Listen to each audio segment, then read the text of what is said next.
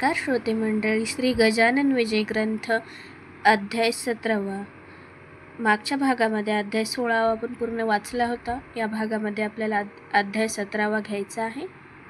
चला तर अध्याय 17वा प्रारंभ. वाचनाला सुरुवात करण्याआधी आमच्या चॅनलला लाईक करा, शेअर करा, सबस्क्राईब करा आणि कमेंट्समध्ये गणगण गणात लिहून पाठवा. चला तर मग वाचनाला सुरुवात करूया.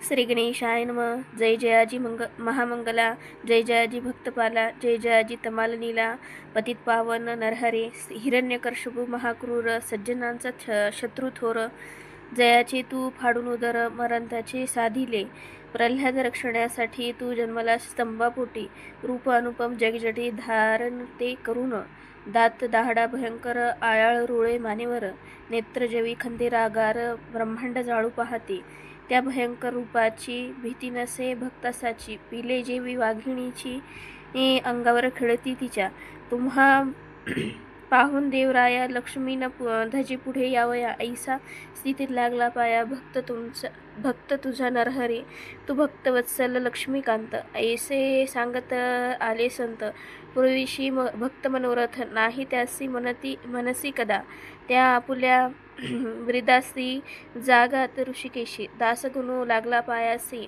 अभय सुदे पांडुरंगा, गजाननाचे परमभक्त होते काही अकोल्यात, तयाची या सदनाप्रत हमेशा जावे समर्थांनी, सापडगावचे बापूकृष्ण, खटाऊ शेटाचे कुटुंबजान, गोंडूलालाचा नंदन, बच्चूलाल नाम ज्याचे, जिजूबाई पंडित काही आणि काही होते बहुत, त्यांची नावे तुम्हापरत किती सांगू विभूद हो.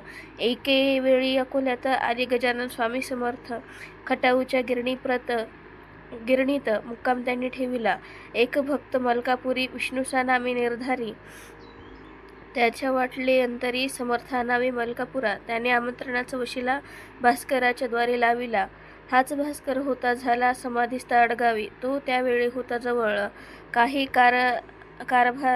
कारभारा अंगे सकळ, विष्णू साला होते बळ, याच भास्कर पाटलाचे. भास्कर म्हणे मलकापुरी, चला समर्था लवकरी, भक्त विष्णुसाच्या घरी बोलावण्यासा आला तो, मनोरथ ते येथील भक्तांचे तुम्ही पुरविले असती साचे, आता मलकापुरीचे लोक वाट पाहती. तई समर्थ म्हणाले, भास्करा, सध्याच मी मलकापुरा येत नाही जाण खरा, तू आग्रह करू नको, फार आग्रह करशील तरी फजित पावशील, यांचा विचार करी खोल, मी न बोललो काहीतरी, दोरीसी दिधल्या फार तान, ती मध्येच तुटते जाण, मी न हलणार येथून, तू या फंदात पडू नको. भास्कर बोले, त्यावरी काही असो मलकापुरी, चला विष्णुसाचे घरी, हीच विनंती गुरुराया, मी तुमचा लाडका, मसी धक्का देऊ नका, मी भरवसा दिला देखा तुम्हा घेऊन येण्याचा, ती प्रतिज्ञा माझी पुरी तुम्ही करावी आज खरी. चला आता स्टेशनावरी गाडीत बसावया कारणे, ऐसा आग्रह करून घेऊन आला गजानन मलकापुरा, कारण न्यावयाशी शोधते हो. भास्करांनी विनवणी स्टेशन मास्तरा करोनी 12 जणांचा डब्बा त्यांनी खाली करविला संतास्तव. महाराज तैसेच बसले, ते न काही बोलले, जागेवरून नाही उठले गाडी सुटेपर्यंत. तो गाडी सुटण्याचा घंटा झाला अखेरीचा. डोळा चुकून भास्कराचा लीला केली ऐशारती, जो डब्बा मोकळा केला तो त्यांनी सोडून दिला. योगीराज जाऊन शिरला बायकांच्या डब्यामध्ये. आधीच मूर्ती दिगंबर, स्त्रिया घाबरल्या असती फार, त्यांनी वर्दी अखेर दिली असे पोलिसांना. पोलिसांचा अधिकारी तेथे आला सत्वरी, महाराजाला धरून करी खाली ओढू लागला. अरे वेढा नंग्या पिरा, अक्कल कैसी तुझना जरा, बायकांच्या डब्यात खरा येऊन कैसा बसलास, हिसडा देऊन त्याच्या हातात तेथेच बसलेस तत्वदा. अधिकाऱ्याची भीती चित्तामणी मुळीच त्यांच्या वाटली. मग तो अधिकारी भला स्टेशन मास्तराकडे गेला, म्हणे डब्यापाशी आता चला बायकांच्या माझ्या सवे. दोघे डब्याजवळ आले, तो मास्तरांनी पाहिले, योगीराज बसलेले बायकांच्या डब्यात. मास्तर पोलिसांच्या अधिकाऱ्याला इशारीती बोलला, तुम्ही जाऊ द्यावे याला, ह्याच डब्यात बसून, हा आहे संत थोर, चालता बोलता ईश्वर, याच्या हाती न होणारा गुन्हा तो केव्हाही. ते ऐकून अधिकारी बोलता झाला, ईशापरी दिली आहे तार खरी विषयी वरिष्ठाला. आता माझ्या हातात काही न राहिले यत्किंचित. मी वर्दी दिली तुम्हा परत, तुम्ही वाटेल ते करा. स्टेशन मास्तरांनी आपली टोपी काढून बहु आदर दाखवून विनंती केली, महाराजा तुम्ही खाली उतरावे, माझे एवढे ऐकावे, कायद्याचे आणावे प्रयोजन आपल्या मानसी. महाराज उतरले खालती. पुढे घटला भरला त्यांचे वरती. कायद्याप्रमाणे निश्चिती जठरा साहेब समोर त्यांनी फिर्याद घेतली, त्याची तारीख नेमली. शेगावावरती भली चौकशीची ती श्रुती हो. बापूसाहेब जठार आले शेगावाच्या वर डाक बंगल्यात झाले स्थिर करण्या चौकशी खटल्याची. व्यंकटराव देसाई अकोल्याचे होते पाही, तेही आले त्या ठाई काही कामानिमित्त. महाराजांच्या खटल्याची गावी पुकार झाली साची, म्हणून मंडळी शेगावाची फार मिळाली बंगल्यावर. तै देसाई म्हणती जठरास, आज कोणता खटला विशेष तुम्हा पुढे आहे खास, म्हणून मिळाले लोक हे. जठार म्हणाले त्याते याचे कारण तुम्हा ते कैसे न कळले वाटते, हेच मला आश्चर्य. तुमचे स्वामी गजानन नंगे फिरती म्हणून पोलिसांनी भरून हा खटला पाठविला. त्या खटल्याची चौकशी होणार आहे आज दिवशी, म्हणून वाटते ऐशीमशी लोक हे जमले असावेत. हे एकता भाषण व्यंकटराव झाले खिन्न, बोलते झाले कर्जोडून, खटला हा न चालवावा. श्री गजानन साधूची योग्यता आहे थोरसाची, ती मूर्ती भगवंताची आहे पहा प्रत्यक्ष. तो विदेही पुरुष जाना, बंधन त्याला कशाचे ना, तो योग्याचा योगी राणा, वंदनीय अवघ्या ते. खटला भरला हीच केली, पोलिसांनी चूक भली ती ही जे दुरुस्त झाली आज आपल्या कराने. जठार म्हणती वकिलाला, तुम्ही जाणता कायद्याला, ह्याचा पाहिजे होता केला विचार तो पोलिसांनी. कारकुना म्हणती बोलावणे, धाडा गजानना कारणे, ते कोणी एकत्याने जवान पोलीस पाठविला. तो येऊन समर्थासी म्हणे चला आता कचेरीसी, अधिकाऱ्याने तुम्हासी मज धाडीले बोलवण्या. बऱ्या बोलाने चलावे, फजितीत ना करून घ्यावे, ना तरी मला लागेल न्यावे तुमच्या हाता धरून. तई वदले गजानन, आम्ही न उठू इथून, तुझे पाहतो शिपाई पण ए धरी माझ्या करा. शिपायाचा हात धरिला, तो न सुटे किमपी त्याला. रक्तप्रवाह बंद झाला त्या दाबाच्या योगाने. हाताशी लागली कळ, जीव झाला व्याकुळ, करू लागला तळमळ शिपाई तो त्याच ठाई. शिपायाशी वेळ झाला म्हणून पाठविले वकिलाला, त्या व्यंकटराव देसायाला समर्थासी आणावया. जठार म्हणती तुम्ही जावे, समर्थासी घेऊन यावे, लोकांसी न जमू द्यावे बंगल्याभोवती निरर्थक. इतक्यात आला समाचार, पोलिसाचा धरला कर, बसविला एक जागेवर, महाराजांनी सहज लिहिले. मग देसाई ते इथे आले, त्यांच्या भक्ताशी बोलले, यावेळी नेसविले पाहिजे समर्था धोतर. ईसा सल्ला मिळता क्षणी धोतर नेसले भक्तांनी, ते टाकिले सोडवणी समर्थांनी रस्त्यात. गेले नागवे कचेरीस, सवे होता भास्कर शिष्य. जठारांनी पाहता त्यास दिली खुर्ची बसावया. या महाराज बसाईथ, तुम्ही नागवे गावात का फिरता सदोदित, हे काही बरे नव्हे.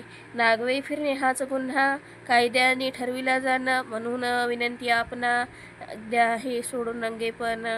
ऐसे जठाराचे भाषण घेतले स्वामींनी ऐकून, आणि केले हास्यवदन, उत्तर त्यासी द्यावया. तुला काय करणे यासी, चिलीम भरावी वेगेसी, ओगीच नसत्या गोष्टीशी महत्त्व न द्यावे, महत्त्व न यावे निरर्थक. ते ऐकता भाषण जठार गेले विरघळून, जनरीतीचे याला भान मुळीच नाही राहिले. हा वृषभदेव भागवतीचा, किंवा शुकाचार्य साचा, किंवा वामदेवाचा हा दुसरा अवतार. हा निजानंदी सदारत, खचिता आहे जीवमुक्त, नये लाविता याप्रत. गुन्हा विचारे केव्हाही, जेवी अग्नीचा अग्निपणा, अग्नी सोडित नसे जाना, परी अग्निहोत्र्यांना कुंडात ठेवणे भाग त्यासी.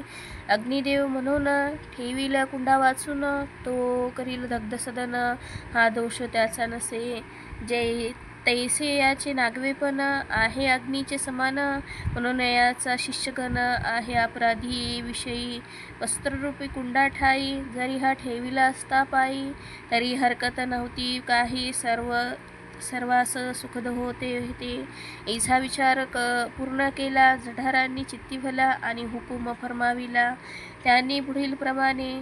महाराज मूळचे जीवमुक्त, त्या ठेवणे व्यवस्थित. भास्कराचे काम सत्य होते न ते केले त्यांनी, म्हणून मी भास्कराला 5 रुपये दंड केला. ऐसा खटल्याचा निकाल झाला जठारापुढे शेगावी. समर्थ म्हणाले भास्करासी, पुन्हा न ऐशा आग्रहासी, करशील का सांग मशी, निज फजिती करून घ्याया. भास्कर काही न बोलला, मौन धरून राहिला. तेथून मंडळींनी केला ऐशा प्रकारे विचार. समर्थासी अग्निरथी, न बसवा येथून कल्पाती, विनाकारण कटकटी होती ते काही बरे नव्हे.